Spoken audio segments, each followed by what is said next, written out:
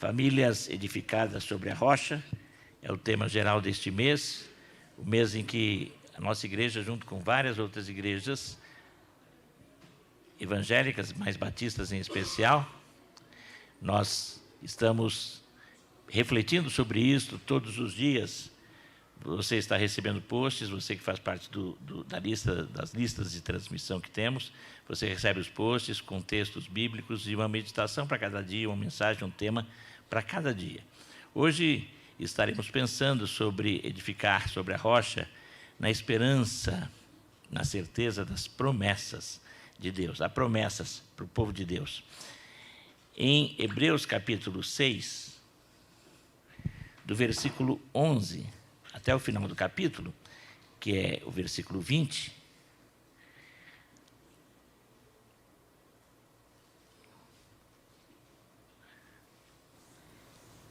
nós estaremos pensando nisso, na esperança e na promessa, baseado na experiência do patriarca Abraão. Acompanhamos a leitura da palavra do Senhor. Desejamos que cada um de vocês continue mostrando até o fim o mesmo empenho para a plena certeza da esperança, para que não se tornem preguiçosos, mas imitadores daqueles que, pela fé e pela paciência, herdam as promessas. Pois quando Deus fez a promessa a Abraão, visto que não tinha ninguém superior por quem jurar, jurou por si mesmo, dizendo: certamente eu o abençoarei e multiplicarei os seus descendentes. E assim, depois de esperar com paciência, Abraão obteve a promessa. Porque as pessoas juram pelo que lhes é superior. O juramento, servindo de garantia, põe fim a toda discussão. Por isso, Deus, quando quis mostrar com mais clareza aos herdeiros das promessas que o seu propósito era imutável, confirmou com um juramento. Ele fez isso para que, mediante duas coisas imutáveis, nas quais é impossível que Deus minta, nós que já corremos para o refúgio tenhamos forte alento para tomar posse da esperança que nos foi proposta. Temos esta esperança por âncora da alma, segura e firme, que entra no santuário que fica atrás do véu, onde Jesus, como precursor, entrou por nós, tendo se tornado sumo sacerdote para sempre, segundo a ordem de Melquisedeque. Obrigado, Pai, por Tua palavra viva e eficaz. Obrigado pelo Teu povo aqui reunido. Obrigado porque estamos celebrando esta que é a primeira instituição Tua, a família. Deus bendito, agora continue a falar aos nossos corações. Já temos ouvido pelas canções, pela oração e a palavra que já foi lida, mas continue a nos falar pela exposição desta palavra. Em nome de Jesus, amém. A palavra esperança é uma palavra que gostamos muito, eu de uma maneira especial. Eu entendo que a nossa felicidade é toda baseada na esperança. Felicidade não é baseada no que eu vivo aqui, mas eu espero. A palavra na língua grega, elpis, que é muito mais do que apenas um desejo positivo. A esperança na Bíblia, no Novo Testamento, de uma maneira especial, é uma expectativa confiante e firme nas promessas de Deus, uma certeza baseada em fundamentos seguros. Não é apenas um otimismo superficial, mas uma crença inabalável de que algo bom está por vir. E é o que nós temos aqui. Cada um de vocês continue mostrando até o fim o mesmo empenho para a plena certeza da esperança, para que não se tornem preguiçosos, mas imitadores daqueles que, pela fé e pela paciência, herdam as promessas. Uma canção que a maioria dos evangélicos canta hoje, uma canção que foi escrita pelos anos 70, que é aquela música que fala sobre nós cremos em Deus que Ele vai cumprir. E quando a gente canta essa canção, a gente lembra, ela fala, porque Ele vive, posso crer no amanhã. Quem escreveu esta música, a mulher, ela a faz num período difícil. Ela e seu esposo viviam, eles se casaram nessa época, no final dos anos 60, início dos anos 70, não sei exatamente a data. Eram cristãos já, mas havia nos Estados Unidos uma conturbação social muito grande. Ainda havia aquelas questões das lutas pelos direitos civis das pessoas de cor negra nos Estados Unidos, que estavam lá lutando pelos seus direitos. Os estados americanos, eles têm cada um uma legislação própria, e ali, a partir daquelas lutas, de todas as marchas que existiram, um reverendo pastor, Martin Luther King Jr., que lidera a resistência pacífica, a resistência sem violência, e ele é preso por isso, muitas pessoas são presas, consegue fazer uma mudança na legislação federal, acabando com todo tipo de segregação racial. Mas ainda existia, no final dos anos 60, início dos anos 70, uma luta muito grande para que isso, principalmente nos estados do Sul, pudesse se estabelecer, e esse casal era do Sul. Também era o período da Guerra do Vietnã, muita revolta, jovens que estavam indo e morrendo, famílias que estavam perdendo seus filhos, muitos achando que não tinha o porquê de se envolver naquela guerra, o país. E tudo isso gerava, nos norte-americanos em especial, muita incerteza. E os jovens, aquele casal jovem, achava que não deveria ter filhos. Como ter filhos num mundo tão ruim? Mas eles eram cristãos, começaram a orar, havia, por parte dela, uma resistência maior ainda, e depois de insistir com Deus, ela tem uma experiência, ela mesma narra isso, em que ela acorda uma manhã com algo diferente. E naquele dia ela sentiu a visitação do Espírito Santo. Não era um casal de igrejas dessas mais emocionais, emotivas, uma igreja mais tradicional, mas ela sentiu aquilo e ela sentou-se e conversou com seu esposo, e naquele dia ela entendeu que poderiam ter filhos, porque Jesus Cristo estava vivo, e por isso ela podia ter certeza do amanhã. E eles tiveram uma família maravilhosa, um casal que até hoje se dedica à música, vivem da música e para a música, é um ministério tremendo. Eles acreditaram, eles tiveram a renovação da esperança, confiados nas promessas de Deus, de que Deus cuida dos seus e dos mandamentos dele. E um dos mandamentos de Deus para os casais é ter filhos. Podemos confiar nisso. Vivemos hoje, no Brasil em especial, mas em muitos países do mundo, e o Brasil agora está vivendo, a nova geração vivendo o mesmo medo, o mesmo temor.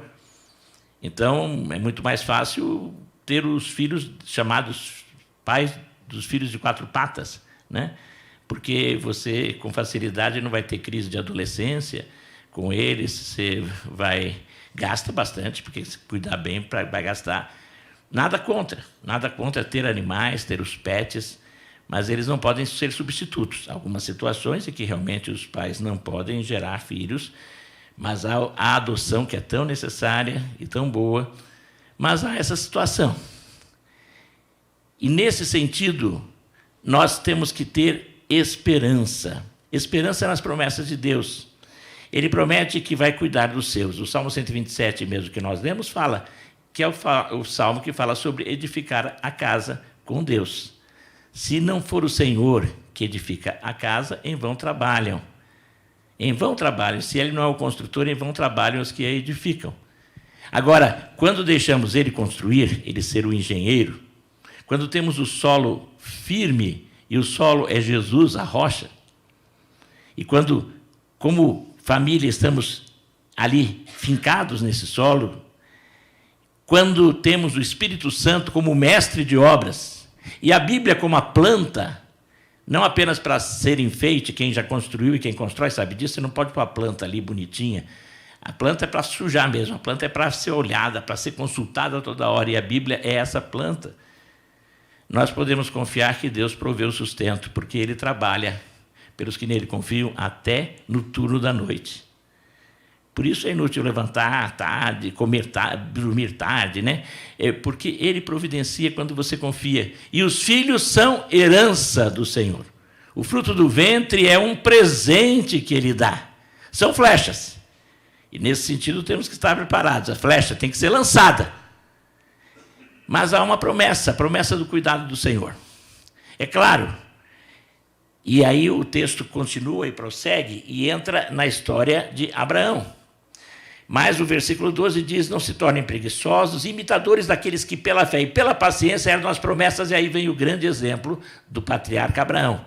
Pois quando Deus fez a promessa a Abraão, diz o versículo 13, visto que não tinha ninguém superior por quem jurar, jurou por si mesmo. Deus jurou, dizendo: certamente eu o abençoarei e multiplicarei os seus descendentes. E assim, depois de esperar com paciência, Abraão obteve a promessa. Deus prometeu, Abraão confiou, Abraão creu em Deus, e essa foi a razão porque ele foi justificado, porque ele creu, mas a fé de Abraão é uma fé concreta. Quando você pensa na palavra fé, no hebraico, ela tem também o sentido de fidelidade, de ser fiel. A fé não é um mero sentimento, como a esperança não é um mero sentimento, não é apenas pensamento positivo, a fé também não é mero pensamento positivo, declarações, decretos. Mas a fé, ela é disposição para obedecer, é ser fiel. E Abraão foi fiel a Deus. Deus mandou ele sair da terra dele, da parentela dele, e ir para uma terra que ele lhe mostraria. E Deus não deu nem mapa e nem GPS para Abraão. Abraão ia recebendo a revelação à medida que caminhava. E assim é a nossa vida. Deus não vai dizer para você, quando você forma família, ou quando você nasce, você que já vive em família, às vezes não formou, mas você continua na família de origem, e ali junto, agora vocês são família também. Foi dito já aqui que há várias formas de famílias, não é apenas pai, mãe e os filhos, mas irmãos que vivem juntos, mãe e filha, pai e filhos. Isso é muito comum hoje em dia, cada vez mais. Irmãos que vivem juntos como família. Conheci uma família de irmãs, as 4 irmãs vivendo juntas e se cuidando mutuamente. Que a família é isso, um grupo que se dispõe a se cuidar, que estão juntos, morando em geral sob o mesmo teto. E agora o que acontece? Abraão confiou e ele foi obedecendo a Deus, ele teve fé, e à medida que Deus foi falando com ele, ele foi seguindo. E há um momento que Abraão fala: e agora? Como é que eu estou enriquecendo? O Senhor tem me abençoado materialmente, mas eu preciso ter para quem eu vou deixar essas coisas. E ele começa a questionar e a perguntar, e Deus lhe faz a promessa: eu vou multiplicar os seus descendentes. E Abraão esperou com paciência. Quando Deus fala isso para Abraão, sabe quanto tempo demora para que se cumpra isso? 25 anos. Em Gênesis é o tempo descrito. E Abraão esperou 25 anos.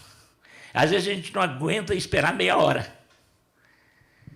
A esperança é algo que quando você tem esperança em Deus, você tem que ter paciência e perseverança. A esperança é a fé em ação. Você tem a sua família, você constituiu, você está com a sua família e vocês têm buscado de Deus e você busca conduzir a sua família, ou você está aqui orando pela sua família. Confie e tenha esperança que o Senhor vai abençoar a sua casa, que o Senhor abençoa a sua família. Não significa que não haverá problemas. Aliás, uma das promessas que Jesus fez no fim do seu ministério, ele fez uma promessa assim.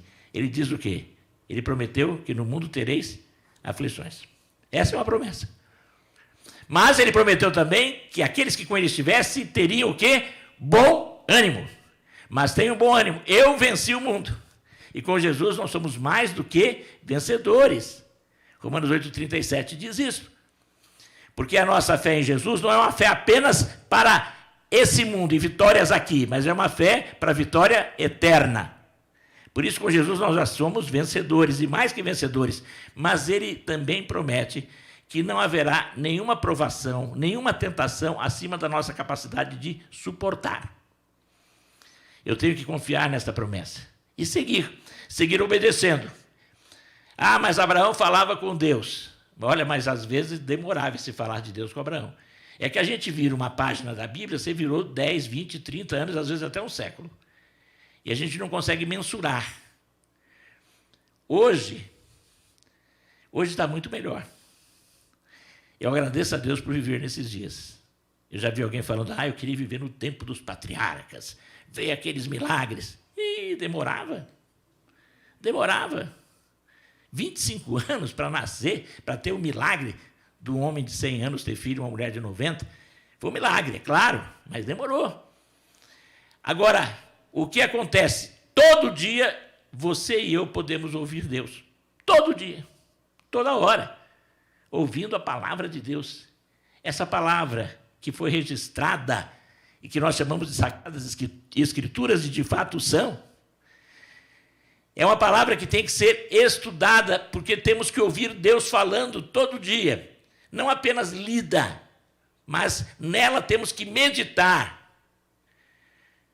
Quando fala no Salmo 1, sobre bem-aventurados, aqueles que não fazem as coisas erradas, mas têm o seu prazer na lei do Senhor, está no versículo 3, e na sua lei medita dia e noite. Meditar na palavra de Deus, todos os dias, em todo o tempo, porque Deus está falando, e Ele vai renovando a nossa fé, a nossa confiança, a nossa esperança. Agora temos que ter paciência, perseverança, não desistir. Nunca desista da família, nunca desista do casamento, nunca desista dos seus filhos. Talvez alguém aqui, alguém que esteja nos ouvindo, já teve uma experiência de desistir, mas não desista de confiar na misericórdia do Senhor. Mesmo que você tenha cometido erros, se você se arrepende com sinceridade, chega-se a Ele e confie numa outra promessa dele. Se confessarmos os nossos pecados, a promessa é: Ele é fiel e justo para nos perdoar os pecados e nos purificar de toda a injustiça, de toda a iniquidade, de toda a maldade. Essa é a promessa. E você tem que confessar pecado e crer nisso. O diabo vai querer chutar jogar o tempo todo na sua cara. Ele é o acusador. Não adianta, você não tem mais jeito, o que você fez é imperdoável, mas ele promete perdoar toda e qualquer maldade. Confie nisso, confie nessa promessa. E nesse sentido, mesmo que você tenha tido erros, creia que Deus é um Deus de restauração. Agora, não deixe de confiar, principalmente em relação a um pai que é problemático, a uma mãe que é problemática, a filhos que são problemáticos, ou filhas, a irmãos. Às vezes, não deixe de confiar que Deus vai te abençoar, até mesmo em relação a sogro e sogra, a genro e nora, e a cunhado e até a concunhado, ou concunhada. Creia nisso. Porque o Senhor promete estar conosco em todos os dias, todo o tempo.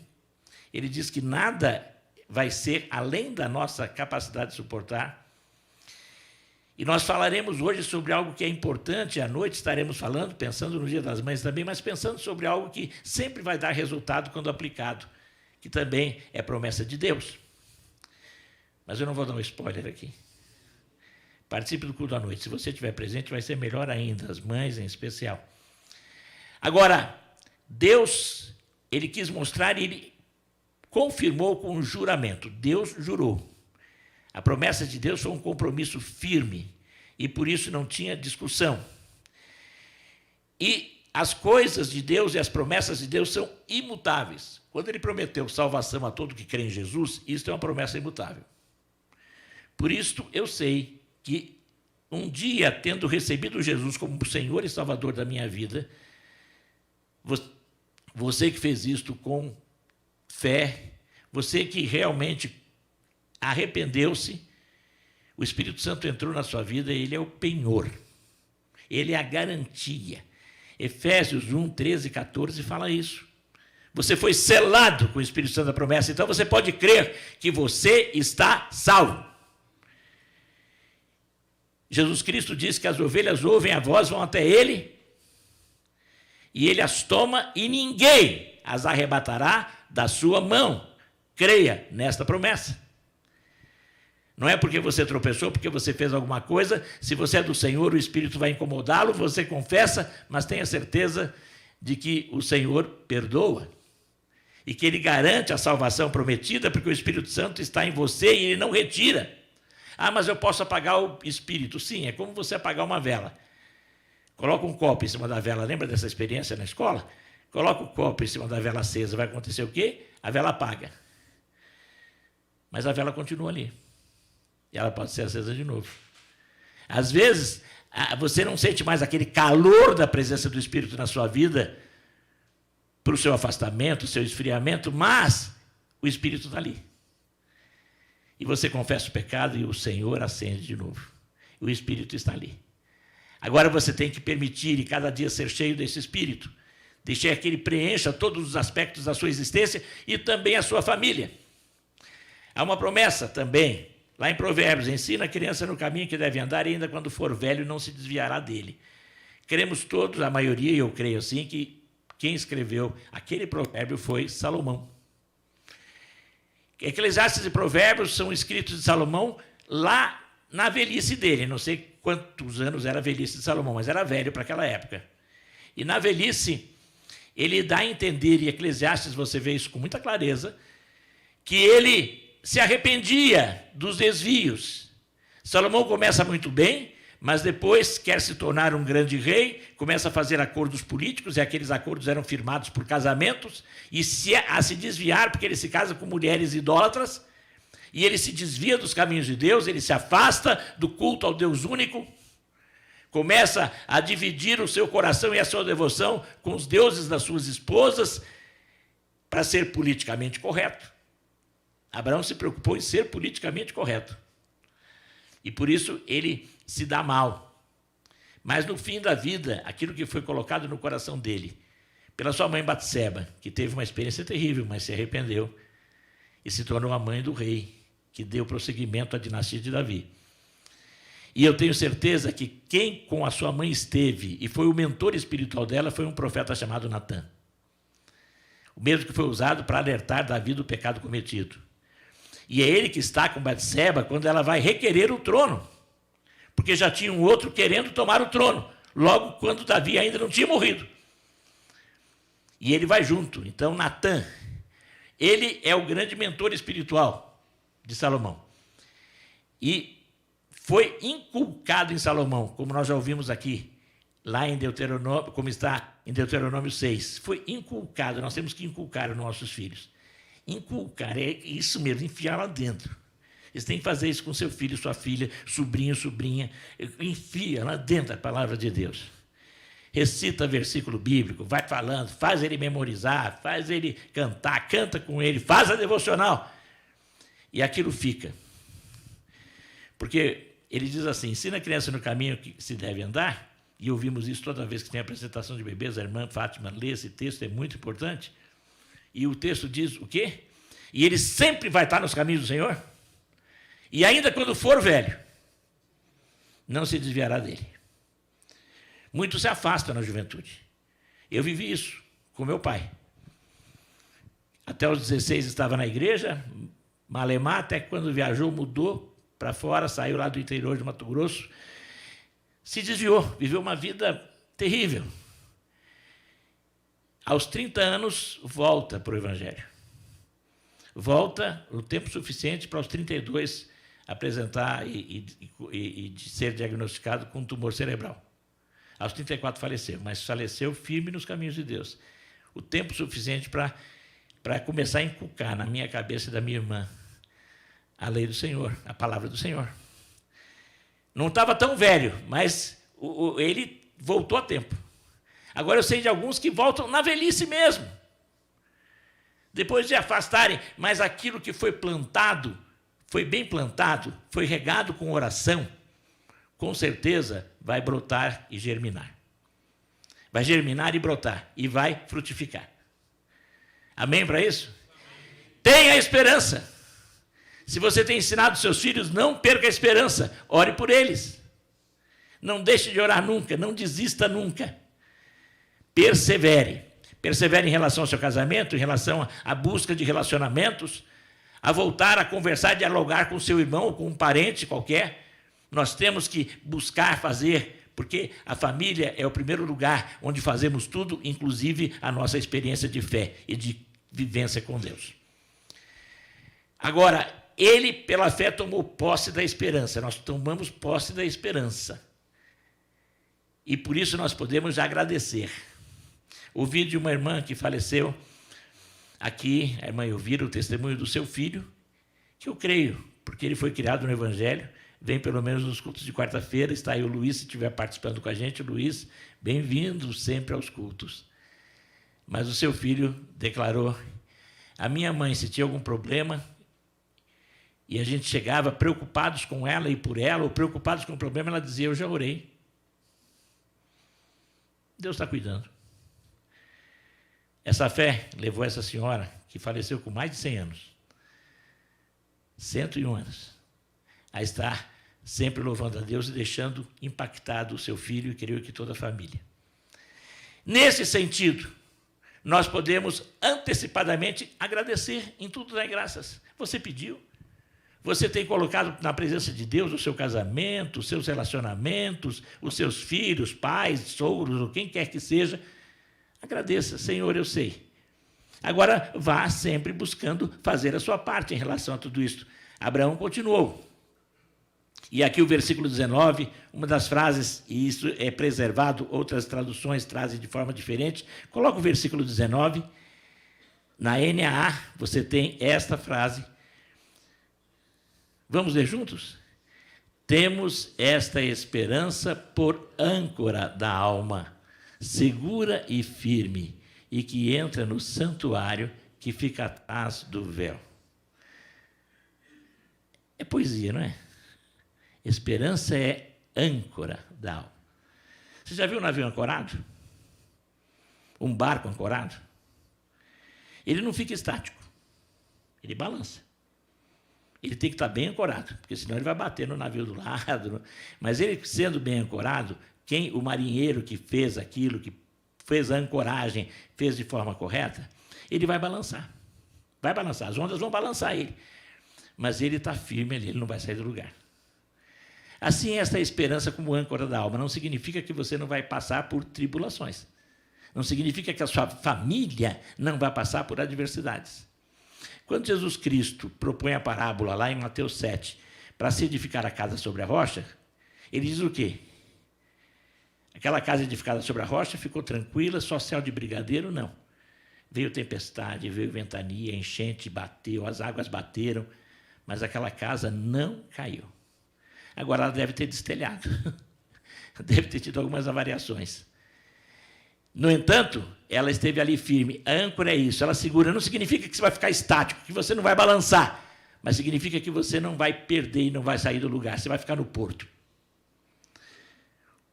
E por isso, nós temos que ter, assim, esta esperança como âncora da alma, segura e firme. E ela está ancorada onde? No santuário que vai além do véu.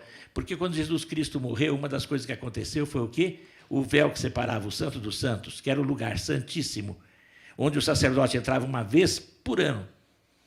E mesmo assim ele entrava com sininhos, porque se ele caísse, alguns dizem que há uma tradição que tinha uma corda.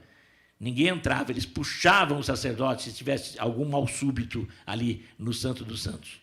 Ali era o lugar santíssimo, só o sumo sacerdote entrava, e ali que era garantida toda a propiciação pelos pecados, o perdão absoluto dos pecados, de toda a nação. Agora, a nossa esperança está na âncora, porque o véu foi rasgado. Não existe nada mais que nos separa da presença de Deus. Somos todos sacerdotes agora, mas temos um sumo sacerdote que já entrou lá e já levou a oferta necessária para o perdão dos meus e dos seus pecados e das consequências deles. E esse sacerdote, a nossa esperança âncora está lá, em Cristo Jesus, que já nos perdoou, já nos resgatou e promete restauração sempre, quando confiamos nele. E agora nós temos livre acesso a Deus e temos que apresentar todos os dias a nossa família ao Senhor. Jesus, o precursor, entrou por nós, tornou-se o sumo sacerdote da ordem de Melquisedeque, rei de justiça, que era o rei de Salém, rei da paz.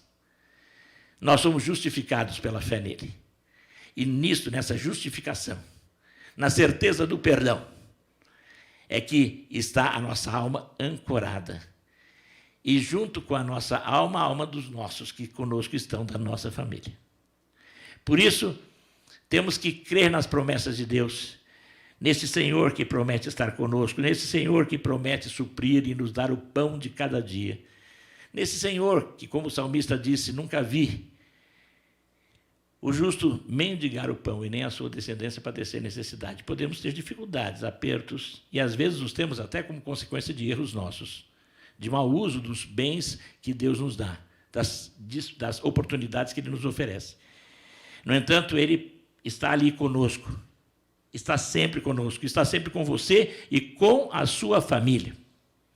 Meu irmão, edificar a sua casa sobre a rocha, na esperança de que o Senhor que prometeu, que está com você, que abençoa a casa daqueles que edificam com Ele, sobre a rocha que é Cristo, usando a palavra como planta, com certeza terão o pão de cada dia providenciado, terão o suprimento das necessidades maiores, terão a paz, perdão e graça renovados sempre. Confie na promessa do Senhor, tenha esperança, amém? Fechemos os nossos olhos enquanto o grupo que vai nos conduzir no cântico final vem à frente. Você que nesta manhã, você em casa ou aqui, que tem algo que o entristece e talvez até você tenha a sua esperança abalada, tenha tido nesses dias, ou isso o preocupa em relação à sua família. Talvez não um filho, filha, mas um parente, alguém. Fique em pé agora e coloque essa pessoa e esse problema nas mãos do Senhor. Fique em pé onde você está. Você que está em casa, fique em pé também.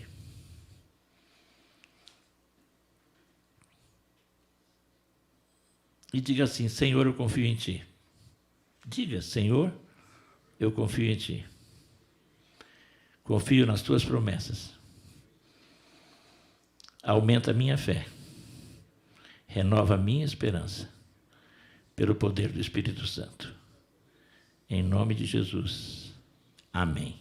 Pai querido, Tu ouves a oração de cada irmã e irmão. Eu sei que o Senhor responde. Mas eu te peço que agora mesmo todos tenham a experiência da paz. A paz que excede todo o entendimento, tome conta de cada coração daqueles que se levantam na Tua presença. Na certeza de que Tu estás e Tu cumpres as promessas. Que realmente a esperança seja renovada, a alegria e a paz. Em nome de Jesus, amém. Aplauda ao Senhor.